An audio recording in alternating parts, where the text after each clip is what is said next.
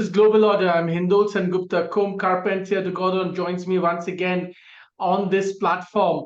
Com is an avid Europe watcher, and today I want to talk to Com about Germany. Germany, once the engine of Europe, is really beginning to sputter. Its politics is going haywire, its economy is sinking. What's going on with Germany? Let's begin with Germany then, Com. Hello, Hindol, how are you?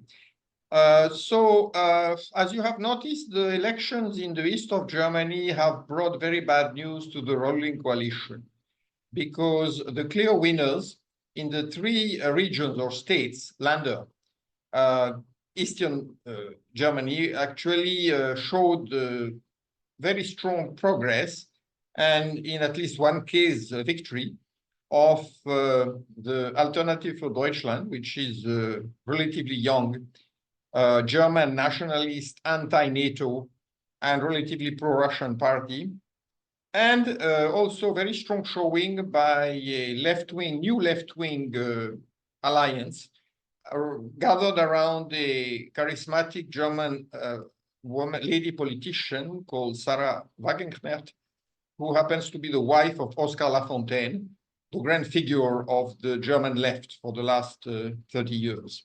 So what this shows is that parties that are against the European Union, or at least Eurosceptical, quite hostile to the US influence over German politics and economics, and also, I would say, generally favorable to good relations with Russia, these parties are now gathering a lot of popular support, at least in East Germany, which has never been fully homogenized in the unified Germany, because they remained, they had strong links with the East, and they generally are very skeptical about neoliberalism, and are attached to a form of social democracy, which in fact looks a lot in some ways like socialism.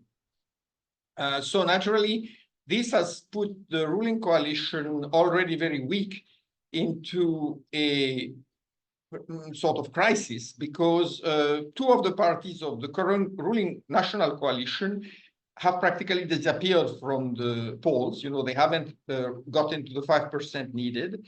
These are the Greens and the so-called Liberal Democrats, FDP, who are supposed to be very pro-West, pro-American, pro-NATO.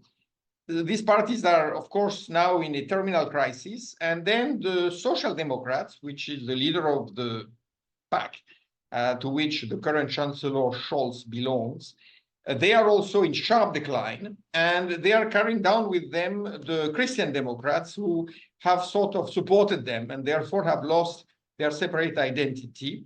That is the typical formula of German coalition politics, sort of national sacred union, which basically means that anybody who doesn't agree has no choice but to get out and form other parties. And that's why the German political system is in deep crisis, because when Germany was, in a way, rebuilt after World War II, we're talking about West Germany to begin with, it was understood that the balance of power would rest with two major parties. It was a sort of bicameral system adapted to the German situation, which basically means center-right and center-left. And once these parties were established with a lot of Western support, they were supposed to keep the country on the rails. And any other party could be a disruptive influence. And that would be, even now, a very, very dangerous thing for the NATO alliance and for the European Union, and generally speaking, for US hegemony over Europe. So the fact that the system is now gradually disintegrating is a major cause of concern for the Western establishment.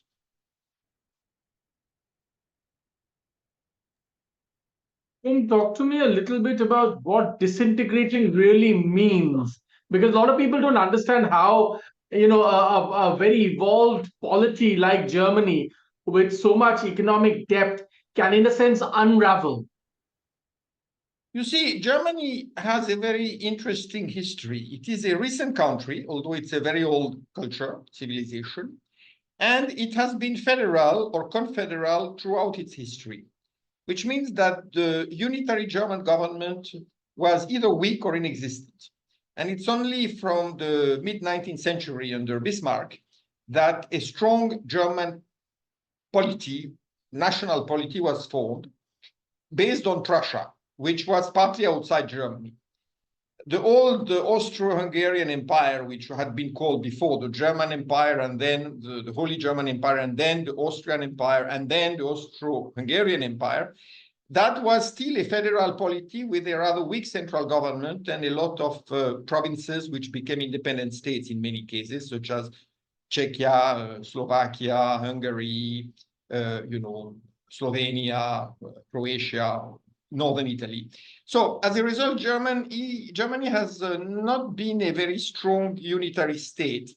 And when there isn't enough consensus, and consensus was built after the war on economic prosperity. Basically, Germany kicked politics out the door. It became a bit like a big Switzerland. It was supposed to run like Volkswagen, which means that it produces enough goods and services for its people that they are generally happy, and they are only concentrating on making more money and making the country more prosperous. And they would generally let the US and other nations in Europe run foreign policy. And they would generally follow what the US and Britain and others told them. So this now has become unviable because the German population feels alienated from its rulers and feels that its own interests are no longer being taken into account. And that crisis began with, it's hard to tell when crisis begins. I guess unification created a big shock because East Germany brought a whole set of problems and its own peculiar social and political beliefs, which in a way changed the overall equation. And then very soon afterwards, relatively speaking, you had Angela Merkel, a chancellor coming from the East, who, although she spoke fluent Russian and had been obviously brought up in the socialist perspective, was also, of course, she had to be co-opted into the American establishment in a way, because let's face it, nobody can be a chancellor in Germany without being part of what is called, the Atlantic Bridge, Atlantische Brücke, which is in fact a coalition of politicians from all factions, all parties, that keep very close contact with the US and are constantly interacting with their US counterparts. So Angela Merkel was no real exception to the rule. And although she kept fairly, I would say, cold but correct relations with Russia, while business with Russia was booming, she also took a number of policies that brought the Christian Democratic Party that she headed further to the center and even to the left. One of her major contributions, if I might call it that way, was a mass admission of immigrants, primarily from the Near East, but also from Africa. That changed over time, over a few years, changed the German demographic composition, and it alienated a huge number of lower middle class voters. Along with that, there were a series of policies that made Germany essentially lose buying power. Germans were made to work more and earn less. And it was possible to do that because there was a strong sense of social discipline and solidarity. So people accepted the sacrifices. But when the COVID crisis came, for which Germany, of course, had to make concessions. I mean, they had to provide some loans, but they did less than other countries, and they basically asked for the citizens to repay the state as soon as they could. So it didn't create the sense that the state was being very generous. And then after that, on the heels of COVID came the crisis in Ukraine, and then the war with Ukraine, and Germany got more and more involved with the war to the point of affirming that they would continue to assist Ukraine until Russia was defeated, which was leaving no other option but to achieve victory or to declare complete defeat. And since we are now staring at defeat in Ukraine, the NATO countries, the German population has become very angry by what they consider a betrayal by their elites, who are essentially sold out to the US. And remember that perhaps the straw that broke the camel's back was the blowing up of the Nord Stream 2 pipeline. because everybody knew in Germany that the US had done it, simply because even Biden had said a few months earlier that if Russia invades Ukraine, then the Nord Stream pipeline will cease to exist. And when he was asked by a journalist, what do you mean by that? He said, believe me, we have the means to make that happen. So naturally, nobody was prepared to believe that the Russians had blown up their own pipelines, as the Germans tried to insinuate. And therefore, it was clear that this was a direct blow dealt by the US and Britain and other NATO countries against Germany, and especially the German economy. So now what you have is a very angry German populace who feel that the government should go and that alternatives must be found. And that's where you have the crisis that we are witnessing. Now, this brings me back to what I said at the beginning. Germany is a coalition. I mean, in coalition, it's a federation. But remember that there have always been discussions about what is German and what isn't, in the sense that part of Poland was German, but is no longer so after World War II. Austria was obviously Germanic, but is a separate country because of the agreements made between the victors of World War II. And the same can be said about some peripheral regions like French Alsace, which actually economically is very integrated with Germany, although it is politically French. So, and then there are substantial German-speaking populations in Luxembourg, Belgium, the Netherlands, even in districts of Italy. So you see, Germany is a country which has been made and unmade several times in history. And there is a strong sense of identity, of local identity, as in Bavaria, which in a way regards itself as an independent state. And that's why you can see the fragility of the German state. And if the political system is no longer keeping it together, and if the economic system is no longer benefiting most Germans, then you can begin to see rifts appearing. And you don't know where Germany would go. I mean, it could come to the point where it is such a loose and weak central state that a number of German regions or provinces would start acting on their own and going their own way. Scholz, the current chancellor, stand in all of this scope? What interventions? Of course, many people talk about what you also spoke about, many of the intervention made by Angela Merkel, including the refugees that she allowed in and the volumes of refugees that she allowed in, and of course, COVID and subsequent problems. But what about the current chancellor? Many say that he has not been able to stem the problem at all. The current chancellor was probably chosen as the weakest man in the lot. I mean, he was the one who somehow was seen as being quite incapable of ruling on its own. And therefore, he was a sort of a consensus choice, which, suited originally quite a number of politicians. If they could not be chancellors themselves, then they would let him be, but it was understood he would be some sort of a figurehead. And Angela Merkel supported him reluctantly. She had somebody else in mind, another woman. And of course, she gave him the poison pill of one of her own right, I would say her right hand woman, Ursula von der Leyen, who came from the German ex-Nazi, pro-Western, pro-American right wing. And therefore, Ursula, by her background and her indication, her sort of tendencies, was almost the opposite of Angela Merkel. And she was put in a very high position. She was made, in fact, the president of the European Union. And in that position, she has created a lot of problems for Germany because she has pushed a lot of unpopular policies, such as remilitarization and spending massive amounts of money on the European Union. And Scholz has apparently been unable to chart his own course, except for trying to somehow maintain strong economic relations with China. Otherwise, he had to give in to the Americans on almost everything. And one of the recent initiatives which was taken by the European Commission, which of course was supported by Ursula von der Leyen, was to declare that there would be a huge public borrowing program called the Future of Europe Plan, something like that, for about 700 billion euros. And this program would be essentially used to remilitarize and reindustrialize Europe. Italy would get 200 billion. So the government of in Italy right now is quite happy about that. France would also get something like 120 billion, but most of the guarantees for the funds and the funds themselves would actually come from Germany and the northern European countries, which are in a much better shape than the southern European countries.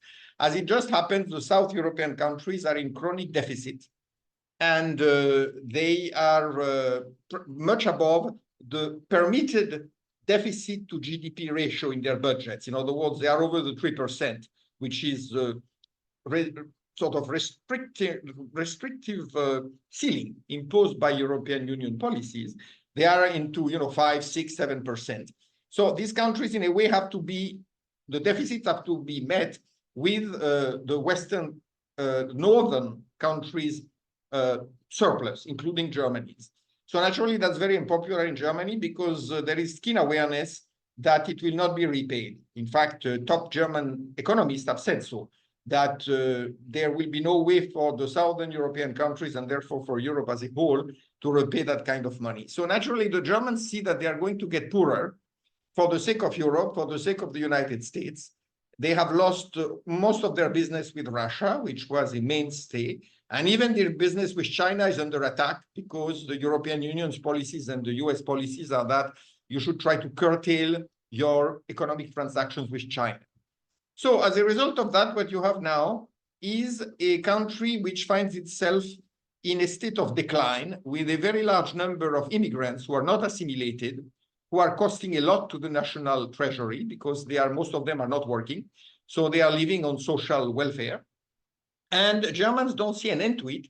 And what you have now is a rebirth of the German nationalism, not necessarily the Nazi nationalism, but what you found in Germany in the 19th century, which was that grassroots youth, so-called, well, right-wing, or maybe you could call it far right-wing network. In many of the small towns, you have young people assembling. They describe themselves as supporters of the new identitarian Europe. In other words, protect your identity, protect your culture, your language, reject American imports, such as LGBT agendas, wokeism, and all that, and concentrate on rebuilding the strength of the nation. It's a little bit like the RSS, right? Build discipline, build strength, build cohesiveness, and build the national spirit. So naturally, that goes quite against the current ruling agenda dictated by the European Union and supported by the Americans. And if you see what's happening in America, where Trump is very likely to come back, then a lot of those movements in Europe will get a big, push forward. They will get wind in their sails. So naturally, the so-called liberal, globalist, left-wing, neoliberal establishment is feeling very threatened. And the German current political system is very threatened as a result. I want to also talk to you a little bit about the spillover of this kind of politics, Com, because we have discussed similar things that are happening in France also, very similar things. Is this now spreading across Europe? Is this now, we talk about Hungary as this strongly nationalistic, pro-right-wing, government and society, but is this now spreading across Europe? And, some of the fears about this kind of sort of nationalistic movement, how valid are they? I sometimes feel that, to declare everybody who says, I want to protect my culture immediately as a Nazi is a bit strange. It's not only strange, it's self-destructive because you are making people angry by condemning them, not giving them a chance, and deciding that they are bad. That's the current Euro-Atlantic attitude, that anything that's not, anybody who is not with us is against us. Even India falls into that category. You are not towing the line, you are not doing what we tell you, therefore you are bad people. And the same is happening in Europe, where a lot of people who are basically fence-sitters are beginning convinced that they are going to be punished and outlawed if they do not stop this increasingly intrusive and authoritarian regime, which is based on ideology that many people reject. You can see now the kind of pressure that social media are under, that social media, which are favoring or providing platforms for these movements, are now being, in some ways, directly threatened with closing. and some of their leaders are either arrested or threatened, whether they are in America, in Russia, or in Europe itself. And Europe is facing a real problem with social media because they don't have any major social platform of their own. They haven't developed it, so they depend on either American or Russian platforms. Of course, even Chinese, if you take into account TikTok. So that has made them, in a way, very vulnerable and very worried. And they are now trying to sort of block all these platforms. And then you have the little gray men in Brussels going after them and saying, you have to arrest this guy because he's actually doing bad things. Of course, we know that social platforms are their risk. They carry a lot of things. They carry crime, organized crime. They carry prostitution, pornography, you name it. But then that's part of the deal in a way. You can certainly try to enforce bans and sanctions, but how far can you go? It's when you have hundreds of millions of people in play, to go after everyone is certainly not an easy task. So, I mean, accepting social media, which by the way was a CIA invention, is in a way a Faustian bargain. You just have to accept that there will be a lot of bad things that will come out and will travel across these media, and trying to go back and say, well, now we're going to close you down unless you do what we tell you, and you express opinions that are convenient to us. That in itself is, it seems to me, a practically unfeasible proposition. Let's come now come to a point you mentioned a few minutes ago, where you said, well, it's end game now, in a sense, in the Ukraine war. Why do you say that? Because many would say this is still very much at play. Actually, Ukraine has been able to capture a little bit of territory, which perhaps they will one day use as a bargaining tool with the Russians and so on and so forth. But you are suggesting that, in a sense, end game has been reached in Ukraine. I think everybody acknowledges it. The open talk in Europe now is that Ukraine has to be left to its own devices, because it's impossible to keep supplying them with weapons forever and getting the risk of a Russian assault directly on EU territory, which could come if Russia feels that it's being directly attacked by NATO, which is true. Basically that's true. So the more the Ukrainians are being given a free rein to go into Russia and attack Russian strategic targets or infrastructure and bombard Russian civilians, the more you are going to see Russia hitting back in a very, very painful way at Ukraine and killing not only Ukrainians, but whoever is there from the West, from NATO, to train them, help them, provide supplies, etc. So Europeans and Americans are dying, small numbers, but still dying. And this cannot be fully acknowledged because it would further infuriate the populations in the West. So basically now Europe is at in impasse. They can no longer carry on.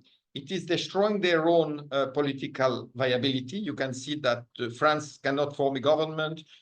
Britain is in the grip of riots. Germany's coalition is practically collapsing. Italy is wanting changes in the whole thing. And the smaller countries in Northern Europe don't really count.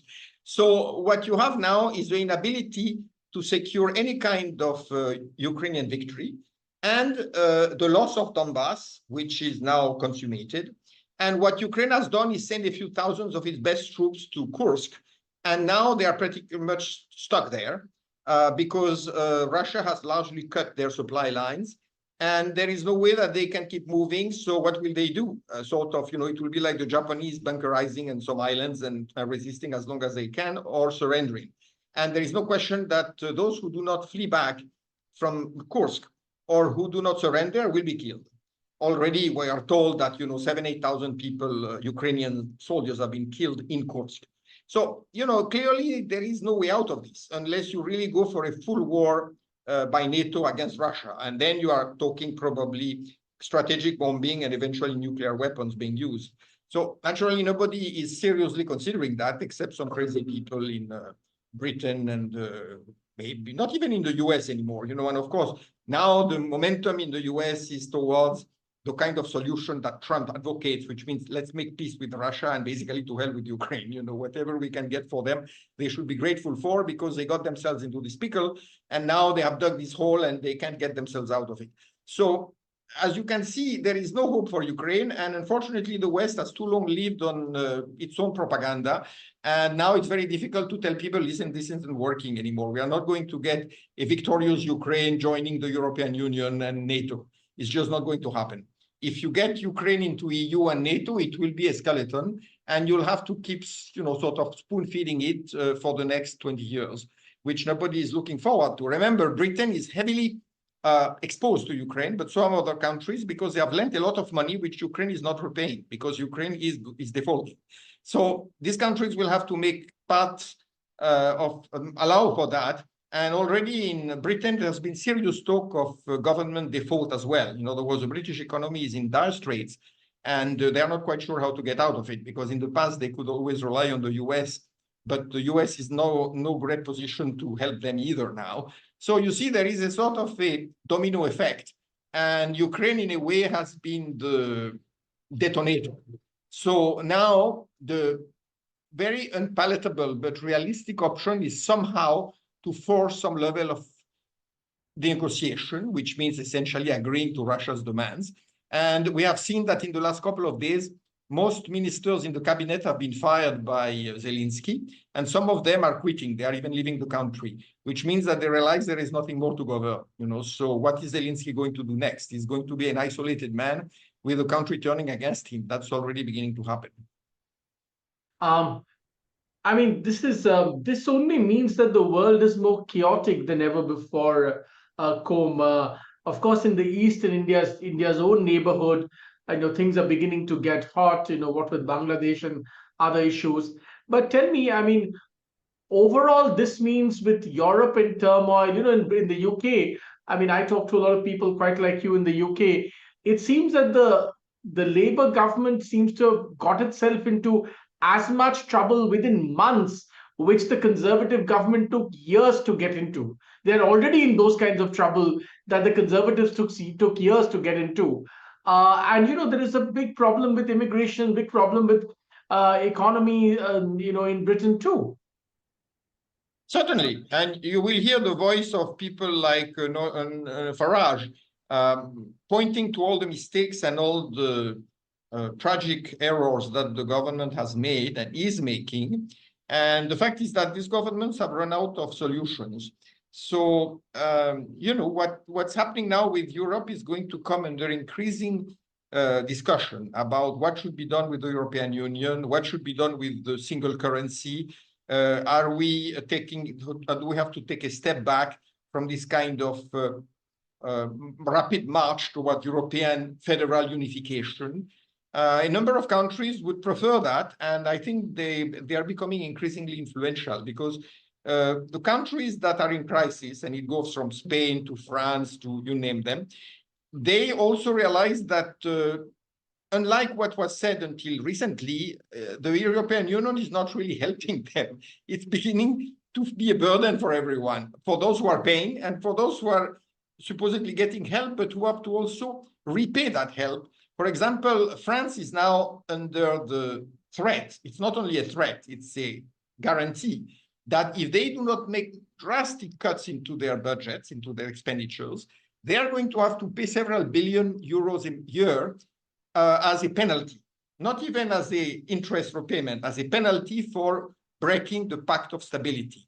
Now, if you imagine France and 5 other countries in the EU having to pay that, that's going to make these governments terribly unpopular, because they already have to cut back on all their public expenditures. But on top of that, people are saying that they are just paying the European Union just for having been bad boys, which of course is the responsibility of governments. People are not do not make these decisions. So it's going to be tremendously tempting for certain governments to say, listen, we are just getting out of the EU. Enough is enough. We are going to bring our own currency back, devalue, and try to work our own devices out for that. And Italy is not far from doing that. Spain could be another one. So you see, we are already on the brink. And now whether anybody can save Europe is very much a matter of blind faith. I mean, very few people believe that this can be done in the next couple of years. The last question, Com, what changes with all of this if Trump comes to power or if Kamala Harris comes to power? Well, Kamala Harris, in my view, will be a fairly disastrous president for both the US and Europe because she has no discernible economic policy except carrying on with Bidenomics, and which means inflation and growing deficit with China and probably continuing with the war somehow. We don't know what Trump will do or will be able to do, but he certainly is hated by the European leaders. I'm talking about the, globalist elite, because they feel he will be very hard on Europe and he will tell them that all I'm interested in is you paying more for NATO, otherwise you are on your own. And US has enough problems of its own. We do not want to bear your problems. So you'll have to deal with it. And if you have to slash your budgets in order to balance them, then that's fine too. In fact, you should do it because we believe in that. So, that's going to put Europe in a situation of feeling abandoned. And as many Europeans say, literally facing the big bad Russians on their own. And you can see Trump making his own deals with Russia and China on the basis of what he thinks is more advantageous for the US. So clearly, in any case, Europe is not going to do very well because with Kamala Harris, it would continue to deal with a very declining United States. And I'm sure a very unpopular regime because Kamala would very quickly be unpopular. Already she's losing ground before the elections. And with Trump, of course, they would be dealing with an America First policy that would be quite aggressive and quite unforgiving about what they consider to be Europe's selfishness and freeloading and all these kind of things that Trump says about them. So, yeah, I think it's a tough time for Europe. And many of the top economists and sociologists are saying that the bad times are only beginning and it's going to get worse before it gets better. Come Carpentier de Gourdon, as always, very, very incisive and insightful comments, and very different from what, quote unquote, the drumbeats of mainstream media tell us every day. Thanks very much for almost an insider's perspective to what's happening in Europe. I'm sure we will come back to you again and again in the weeks and months ahead as this story unfolds. Thanks once again for your time. Thank you very much, Hindol. Nice talking to you. Bye-bye. Thank you, Kom. Thank you.